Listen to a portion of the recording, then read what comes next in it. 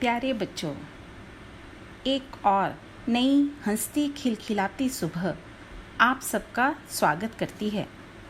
इस सुबह की भांति सदैव खिले और चमकते रहो। तो आज हम साहित्य का पाठ 3 पढ़ेंगे। पहले बातचीत।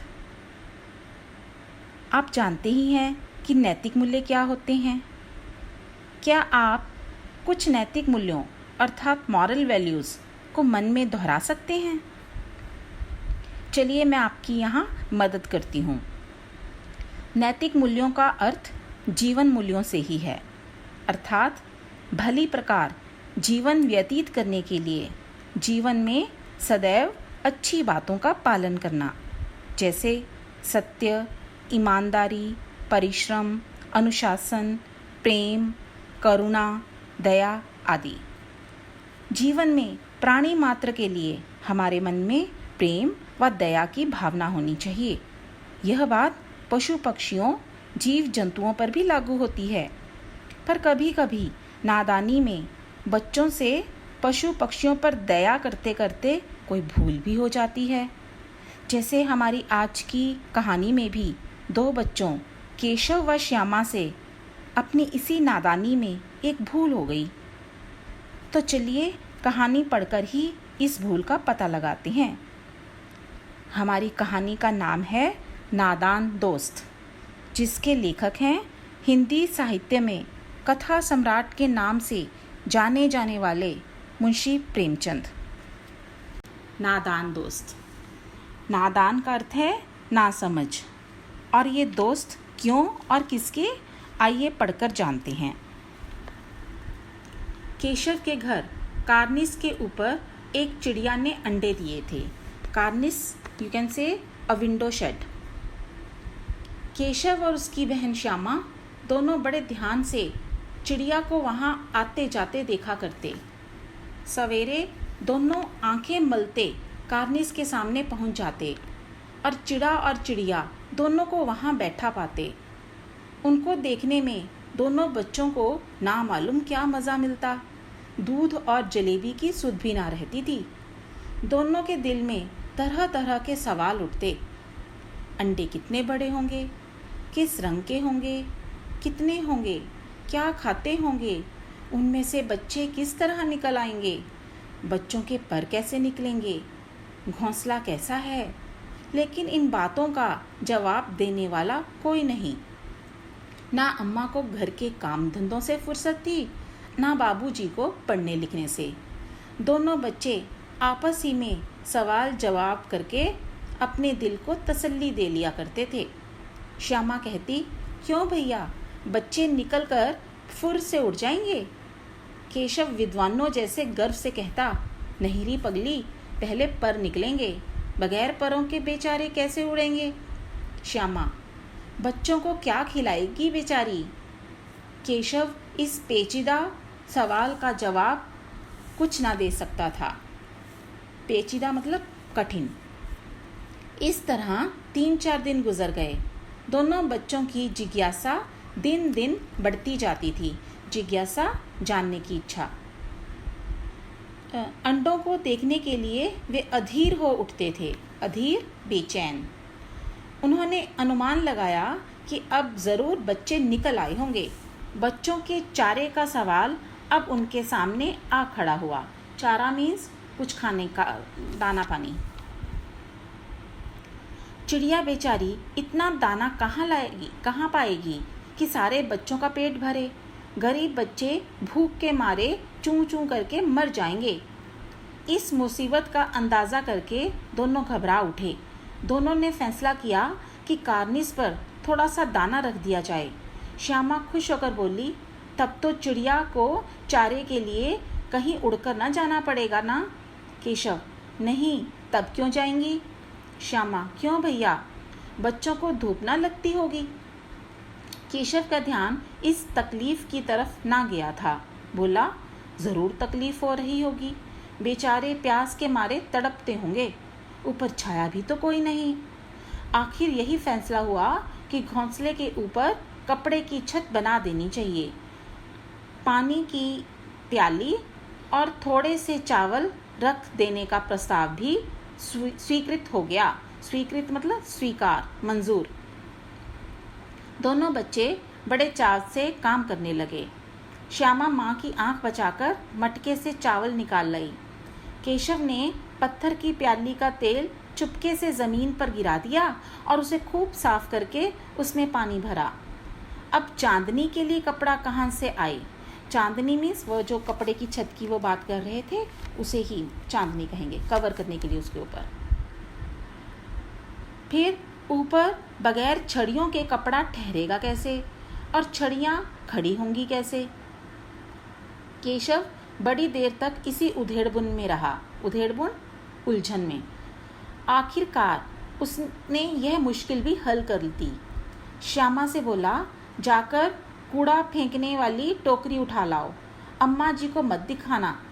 श्यामा, वह तो बीच से फटी हुई है, उसमें से धूप न जाएगी।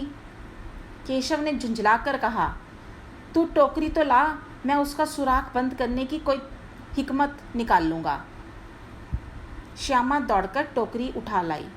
केशव ने उसके सुराख में थोड़ा सा कागज़ ठूंस दिया और तब टोकरी को एक टहनी से टिकाकर बोला, देख, ऐसे ही घोंसले पर उसकी आड़ कर दूंगा, तब कैसे धूप जाएगी।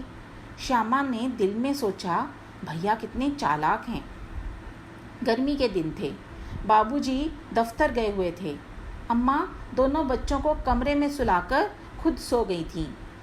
लेकिन बच्चों की आंखों में आज नींद कहाँ।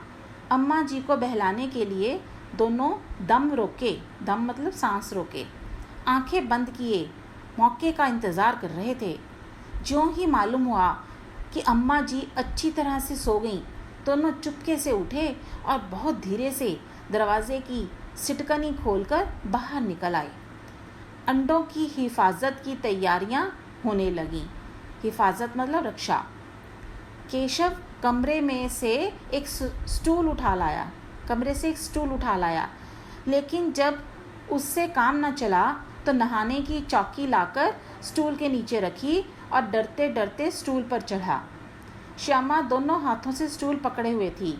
स्टूल चारों टांगें बराबर न होने के कारण जिस तरफ ज़्यादा दबाव पाता था, ज़रा सा हिल जाता था। उस वक्त केशव को कितनी तकलीफ़ उठानी पड़ती थी, यह उसी का दिल जानता था। दोनों हाथों से कार्निस पकड़ लेता और श्यामा को दबी आवाज़ से डांटता, अच्छी तरह पकड़, वरना उतरकर बहुत मारूंगा। मगर बेचारी श्यामा का दिल तो ऊपर कार्निस पर था। बार बार उसका ध्यान उधर चला जाता और हाथ ढीले पड़ जाते। केशव ने ज्यों ही कार्निस पर हाथ रखा, दोनों चिड़ियाँ उड़ गईं। केशव ने देखा, कार्निस पर थोड़े तिनके बिछे हुए हैं, उन पर 3 अंडे पड़े हुए हैं। जैसे घोंसले उसने पेड़ों पर देखे थे, वैसा कोई घोंसला नहीं है। श्यामा ने नीचे से पूछा, कै बच्चे हैं भैया? कै मतलब कितने? केशव, 3 अंडे हैं, अभी बच्चे नहीं निकले। श्यामा, ज़रा हमें दिखा दो भैया, कितने बड़े हैं? केशव, दिखा दूंगा, पहले ज़रा चीथड़े ले आ, नीचे बिछा दूं। चीथड़े मीन्स पुराने कपड़े। बेचारे अंडे तिनकों पर पड़े हैं। श्यामा दौड़कर अपनी पुरानी धोती फाड़कर एक टुकड़ा लाई। केशव ने झुककर कपड़ा ले लिया और उसकी कई तह करके उसने एक गद्दी बनाई और उसे तिनकों पर बिछाकर तीनों अंडे धीरे से उस पर रख दिए। श्यामा ने फिर कहा, हमको भी दिखा दो भैया। केशव, दिखा दूंगा, पहले ज़रा वह टोकरी तो दे दो, ऊपर छाया कर दूं। श्यामा ने टोकरी नीचे से थमा दी और बोली, अब तुम उतर आओ, मैं भी तो देखूं। केशव ने टोकरी को एक टहनी से टिकाकर कहा, जा दाना और पानी की प्याली ले आ, मैं उतर आऊं तो तुझे दिखा दूंगा। श्यामा प्याली और चावल भी ले आई। केशव ने टोकरी के नीचे दोनों चीज़ें रख दी और आहिस्ता से उतर आया। श्यामा ने गिड़गिड़ा कर कहा, अब हमको भी चढ़ा दो भैया। केशव, तू गिर पड़ेगी। श्यामा, ना गिरूंगी भैया, तुम नीचे से पकड़े रहना। केशव, ना भैया, कहीं तो गिरा पड़ी तो अम्मा जी मेरी चटनी ही कर डालेंगी, कहेंगी तूने ही चढ़ाया था, क्या करेगी देखकर। अब अंडे बड़े आराम से हैं, जब बच्चे निकलेंगे तो उनको पालेंगे। दोनों चिड़ियाँ बार बार कार्निस पर आती थीं और बगैर बैठे ही उड़ जाती थीं। केशव ने सोचा, हम लोगों के डर से नहीं बैठती। स्टूल उठाकर कमरे में रखाया और चौकी जहाँ की थी वहाँ रख दी। श्यामा ने आंखों में आंसू भरकर कहा, तुमने मुझे नहीं दिखाया, मैं अम्मा जी से कह दूंगी। केशव, अम्मा जी से कहेगी तो मारूंगा, बहुत मारूंगा, कह देता हूँ। श्यामा, तो तुमने मुझे दिखाया क्यों नहीं? केशव, और गिर पड़ती तो 4 सर ना हो जाते? श्यामा, हो जाते तो हो जाते, देख लेना, मैं कह दूंगी। इतने में कोठरी का दरवाज़ा खुला और माँ ने धूप से आंखों को बचाते हुए कहा, तुम दोनों बाहर कब निकल आए? मैंने कहा ना था कि दोपहर को ना निकलना। किसने किवाड़ खोला? किवाड़ केशव ने खोला था, लेकिन श्यामा ने माँ से यह बात नहीं कही। उसे डर लगा कि भैया पिट जाएंगे।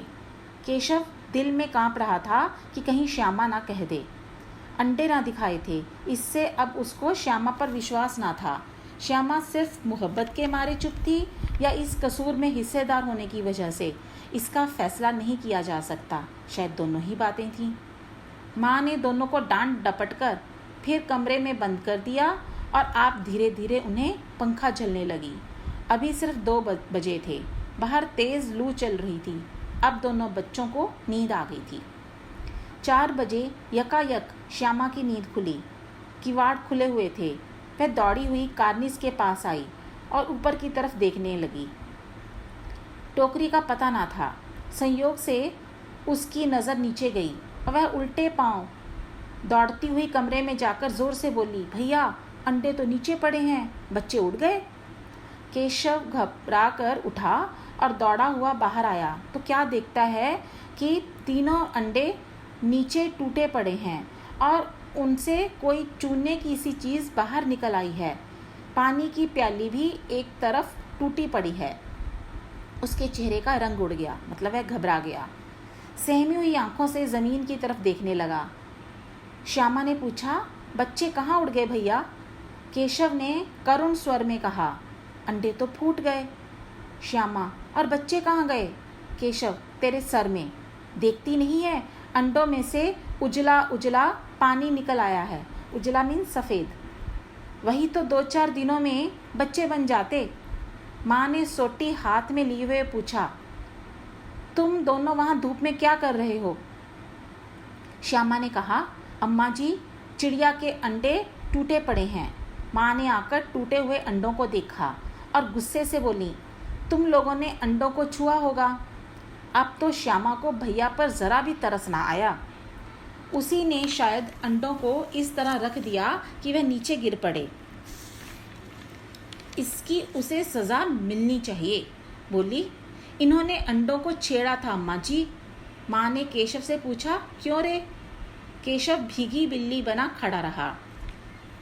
माँ, तू वहाँ पहुँचा कैसे? श्यामा, चौकी पर स्टूल रखकर चढ़े अम्मा जी। केशव, तू स्टूल थामे नहीं खड़ी थी? श्यामा, तुम्ही ने तो कहा था। माँ, तू इतना बड़ा हुआ, तुझे अभी इतना भी नहीं मालूम कि छूने से चिड़ियों के अंडे गंदे हो जाते हैं। चिड़िया फिर उन्हें नहीं सेती। सेती means providing warmth to eggs by their own body heat. तो श्यामा ने डरते डरते पूछा, तो क्या चिड़िया ने अंडे गिरा दिए हैं अम्मा जी? माँ, और क्या करती? केशव के सिर इसका पाप पड़ेगा। हाय हाय, 3 जाने ले ली दुष्ट ने। केशव रोनी सूरत बनाकर बोला, मैंने तो सिर्फ अंडों को गद्दी पर रख दिया था अम्मा जी। माँ को हंसी आ गई, मगर केशव को कई दिनों तक अपनी गलती पर अफसोस होता रहा। अंडों की हिफाजत करने के जोश में उसने उनका सत्यानाश कर डाला। इसे याद कर वह कभी कभी रो पड़ता था। दोनों चिड़ियाँ वहाँ फिर ना दिखाई दी। तो यह थी नादान दोस्तों की कहानी, बहुत प्यारी और शिक्षाप्रद। शिक्षा यह कि कुछ कार्य ऐसे होते हैं जो हमें अपने माता पिता अथवा बड़ों के निरीक्षण में ही करने चाहिए। अब आज आप इस कहानी का वाचन अभ्यास करेंगे व कठिन शब्दों के अर्थ व वर्तनी सीखेंगे। वर्तनी सीखने के लिए आप पाठ का वाचन अर्थात रीडिंग करते समय कठिन शब्दों को रेखांकित अर्थात अंडरलाइन करके बाद में उन्हें उत्तर पुस्तिका में लिखेंगे और फिर उनको फिर से दोहराकर उन्हें उनकी जो स्पेलिंग्स हैं, उनकी जो वर्तनी है, उन्हें याद करेंगे, उन्हें सीखेंगे, उनके अर्थ भी सीखेंगे।